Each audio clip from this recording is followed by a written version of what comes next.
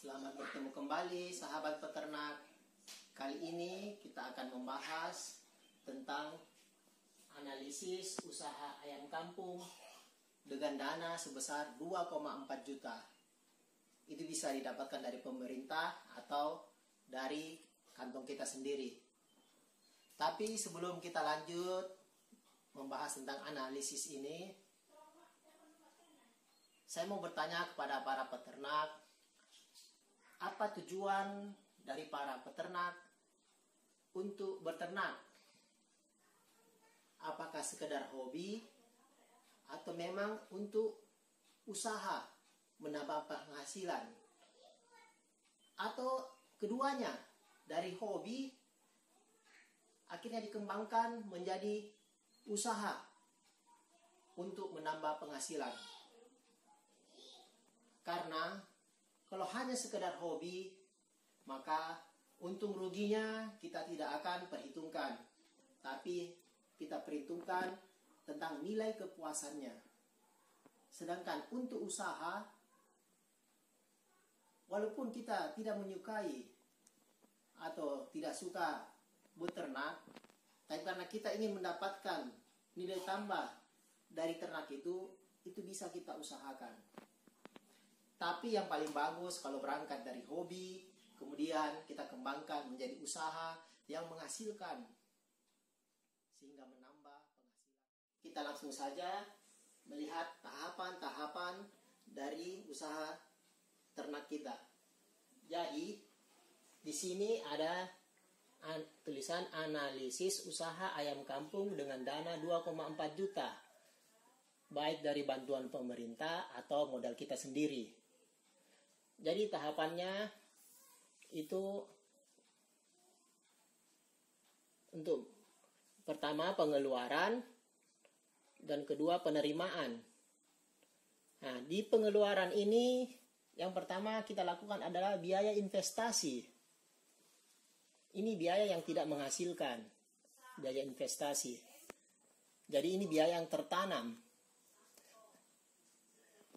Antara lain pembuatan kandang indukan, peralatan kandang indukan, alat tetas, ayam mucang. Kemudian ada biaya operasional.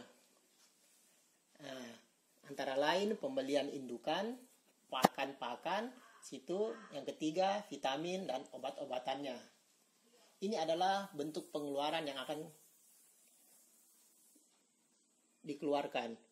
Kemudian penerimaan bisa dengan penjualan telur, penjualan dok, maupun penjualan ayam sebagai pedaging ataupun sebagai ayam akhir. Untuk menghitung keuntungan adalah penerimaan dikurang biaya operasional. Selanjutnya mari kita lihat apa-apa di biaya investasi. Biaya investasi yang pertama adalah pembuatan kandang. Di sini kita akan membuat kandang indukan seluas 1,5 kali 3,5 meter kuadrat. Kita buat sedemikian untuk menghemat dalam segi pembangunan. Karena kita tahu biasa ukuran kayu.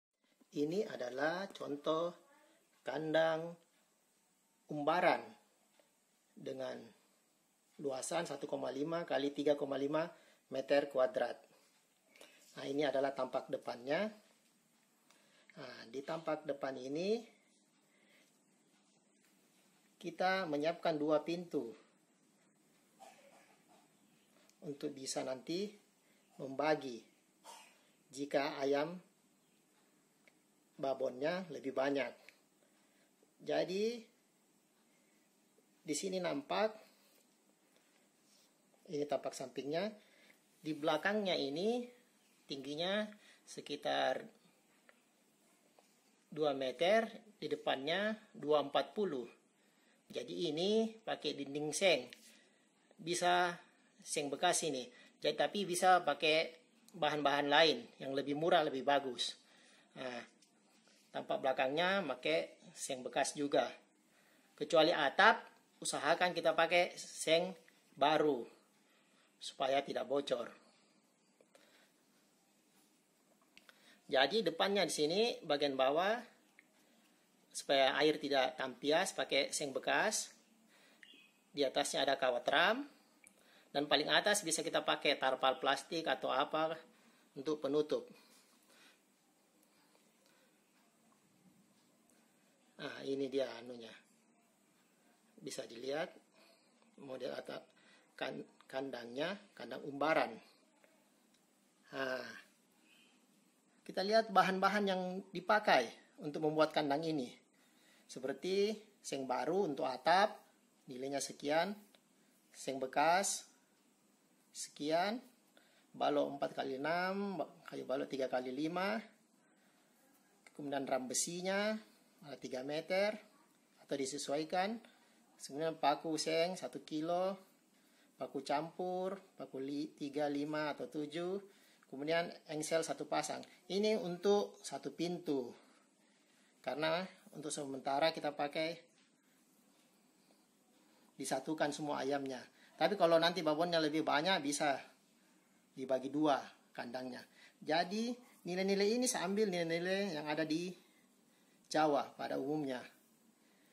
Nah, kita dapatkan hasil sekitar 1.106.000. Hasil ini untuk tiap-tiap daerah mungkin berbeda. Bahkan untuk biaya investasi kandang ini, kalau kita sudah punya kandang lama, mungkin kita bisa renovasi sedikit, jadi biayanya bisa kita tekan. Kemudian peralatan kandang indukan di sini hanya cukup untuk tempat makan dan tempat minum. Satu buah yang sedang. Nah, ini nilainya 22.000. Sedangkan nanti untuk penetasannya kita usahakan memakai alat tetas. Mungkin sudah pernah lihat videonya. Ini bahan-bahan alat tetas seperti termostat, lampu pijar, kabel pol serabut buntung, kabel serabut, fitting lampu. Nah, ini bahannya harganya sekitar 56.000. Dari jumlah keseluruhan dari poin 1 sampai 3 sebesar 1.184.000. Itu adalah biaya investasi yang kita tanamkan. Kemudian untuk melaksanakan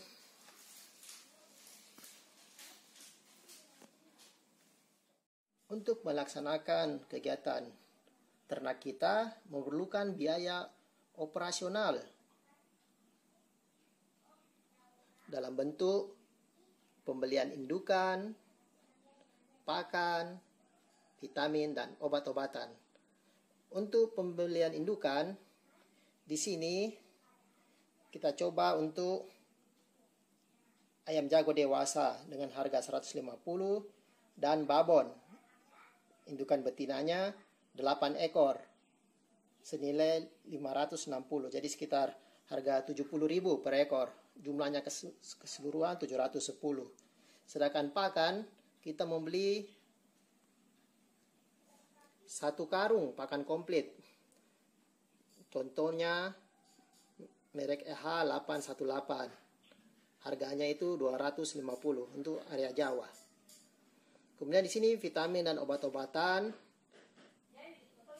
Vitamin Eximultan yang 100 gram harga 20.000. Kemudian persiapan obat-obatan sebesar 50.000. Jadi nilai keseluruhan biaya operasional adalah jumlah dari poin 1, 2, dan 3. Hasilnya 1.030.000. Sehingga total dari biaya investasi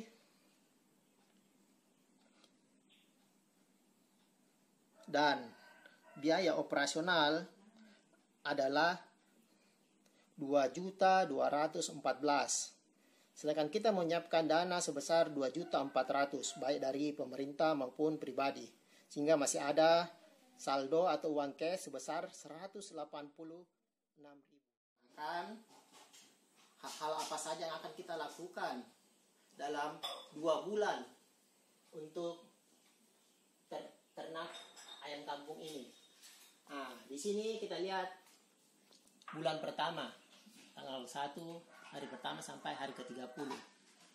Hari pertama jelas kita akan membuat kandang dalam sehari atau 2 hari paling lama. Termasuk hari kedua juga kita membeli peralatannya, yaitu tempat makan, tempat minum. Hari ketiga, kalau belum jadi kandangnya bisa dilanjutkan, sekaligus kita membeli pakan dan memasukkan dan membeli indukan ayam. Jadi sebelum kita membeli indukan ayam, kandang harus sudah jadi.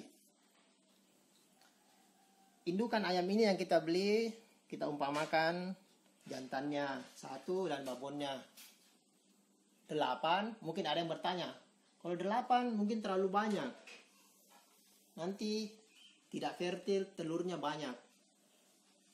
Saya sudah mencoba untuk 1:10, dia fertilnya sekitar 80-85%. Sedangkan 1:8, fertilnya itu sudah di atas 90%. Yang penting jagonya itu sehat dan baik. Jadi kita perkirakan seminggu kemudian ayam sudah ada yang mulai bertelur hari ke-10. Sehingga seminggu kemudian lagi hari ke-17 sudah terkumpul paling tidak 25 butir telur. Ini pertama kita masukkan ke alat tetas mucang. Kemudian hari ke-18 telur yang berikutnya kita jual.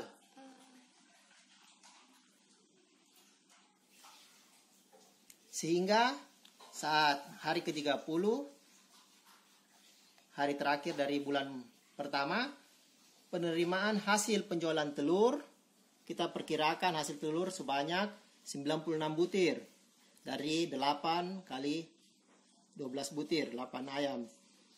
Kemudian ditetaskan 25 butir, jadi sisanya 71 butir. Kita perkirakan per butir berharga 3.000, jadi kita jual di harganya 213.000. Kemudian biaya operasional pada bulan ini yaitu pakan yang terpakai. Jadi pakannya 1 karung itu ada 50 kilo, yang terpakai 30 senilai 150.000. Kemudian vitamin terpakai hanya setengahnya 50 gram yaitu bernilai 10.000.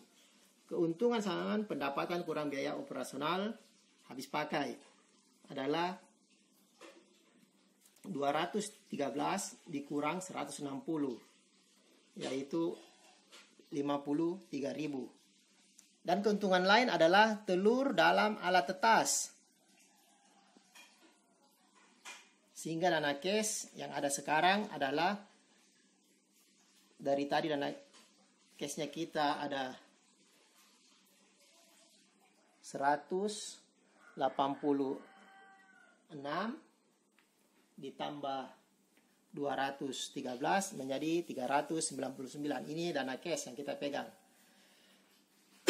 Selanjutnya, bulan kedua. Kita anggap hari pertama ini ayam mulai bertelur, periode kedua. Jadi ayam yang sudah bertelur tadi, sudah mau mengeram, kita mandikan supaya dalam 5-7 hari ke depan dia bertelur kembali. Jadi ini kita anggap periode keduanya, dia mulai bertelur. Setelah 1 minggu,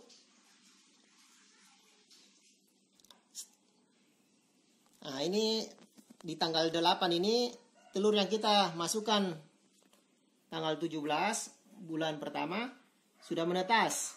Kita anggap saja yang menetas 20 ekor. Ambil rata-rata yang paling minim.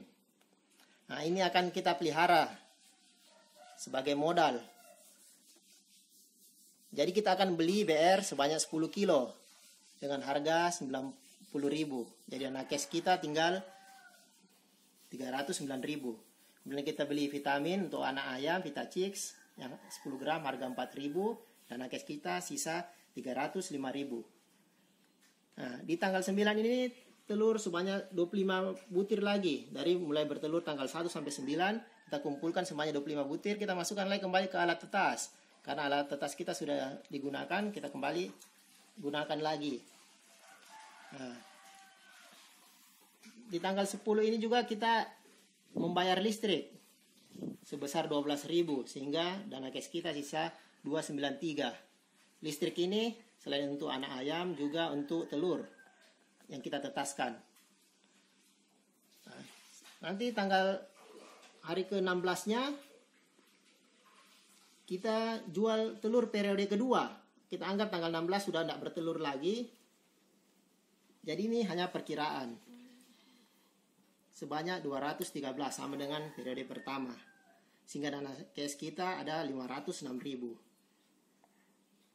Tanggal 20 pakan petelur sudah habis. Jadi kita beli lagi 1 karung besar 250.000, sehingga dana cash kita tinggal 256.000. Selanjutnya pada tanggal 22, seminggu dari akhir periode kedua ayam mulai bertelur, ayam mulai bertelur untuk periode ketiga.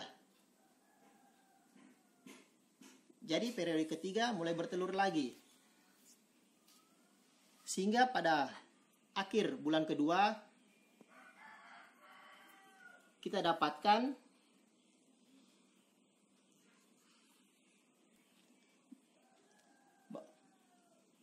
ada 20 ekor ayam yang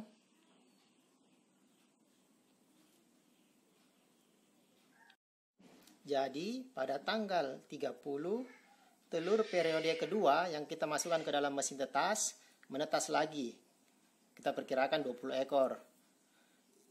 Dan kita bersyukur kalau menetas semua, berarti bertambah. Ini juga akan kita pelihara. Jadi sekarang sudah ada 40 ekor. Sedangkan telur sampai tanggal 30 ada 33 butir, dan ini kita jual dengan nilai 99.000. Jadi uang cash terakhir ada 355. Nah, dalam 2 bulan ini bagaimana keadaan keuangan akhir bulan kedua? Jadi saldo cash yang kita pegang adalah ada 355.000. Kemudian anak ayam, di sini kita ambil 18 ekor, yang 20 ekor pertama menjadi 18, anggaplah mati 2. Sudah berumur 20 hari. Kita ambil nilainya 18 ekor ini dengan umur 22 hari 270.000 seandainya kita uangkan. Kemudian ada dok yang baru menetas dengan nilai 120.000. Kita anggap per ekor 6.000. Sedangkan biaya operasional habis pakai bulan kedua, pakannya dipakai 30 kilo, nilainya 150. Obat terpakai, anggap kita memakai obat senilai 25.000, vitamin yang terpakai 14.000, Vitacik dan Eximultan. Kemudian BR1 yang terpakai senilai 9 kg, senilai 81.000, dan biaya listrik 12.000. Sehingga jumlah biaya operasional habis pakai sebesar 382.000. Sedangkan total penerimaan seandainya semua dok, anak ayam, dan telur yang kita uangkan senilai 702.000, sehingga keuntungan kita sebesar 320.000 sampai bulan kedua ini. Jadi analisis usaha ternak ayam kampung kita. Jangan lupa yang belum subscribe untuk mensubscribe, karena masih banyak lagi konten-konten menarik tentang ternak ayam kampung ini. Contohnya bagaimana mengoperasionalkan alat tetas mucang hingga bisa berhasil 100%, dan bagaimana untuk indukan supaya menghasilkan lebih banyak telur lagi. Jadi tetap ikuti terus channel Pak Broto. Sekian, terima kasih, salam peternak.